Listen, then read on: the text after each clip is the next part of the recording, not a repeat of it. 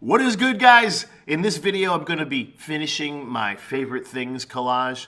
We've done a lot of effort on this, and I'm just trying to fill out the background area with some more images. So I'm going to go to the internet and just look up one of my favorite movies is Back to the Future, and the lead character time travels in this specific car called a DeLorean.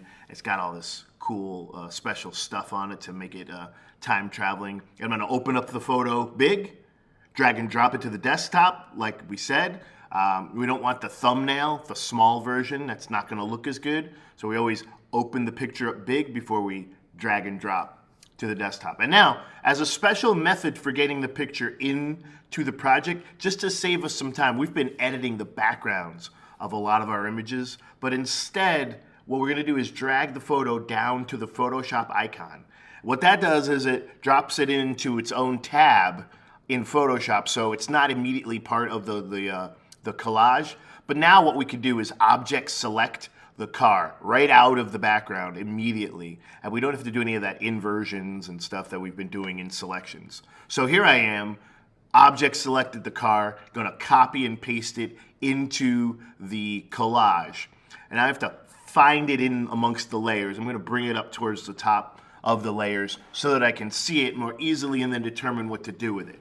Now, this is a kind of tweaking and working and development of your projects that I want you to work on as you finish up, which is I'm bringing the car and I like it the size that it is because I want it to be seen, but also realizing that it might look better or fit better if I shrink it, if I make it smaller. And I want to tuck it behind the fried chicken right here, so that's what I'm going to do. Now, I'm going to transform and rotate it and shrink it, scale it down a little bit so it fits in there a little bit better. And I'm realizing that part of my creative process was to leave the plate that the chicken was on in the final collage. So what I think I'm gonna do is get rid of that. So I'm just magic wanding the white plate, and then now the plate is gone from the entire picture. I'm deselecting. I got a lot more room now for the car. So again, I can continue to transform it and maybe enlarge it a little bit now. And also I could rotate the car a little bit so it fits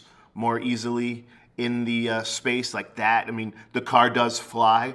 Spoilers for Back to the Future. The car does fly, so I can point it up in the air like that.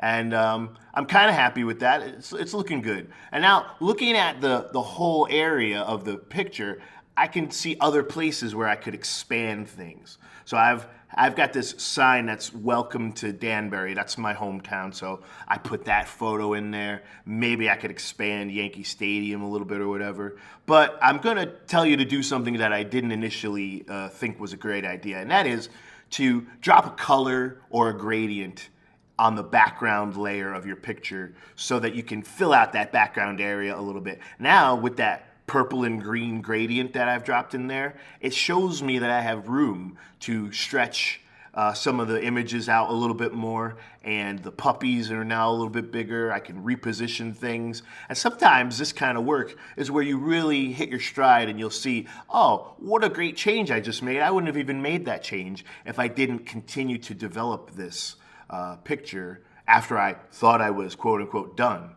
And now you can see even the middle dog here. I've now placed him, and his paw is right on the record album that I had in the picture already. So I'm really looking forward to seeing how you guys finish these up.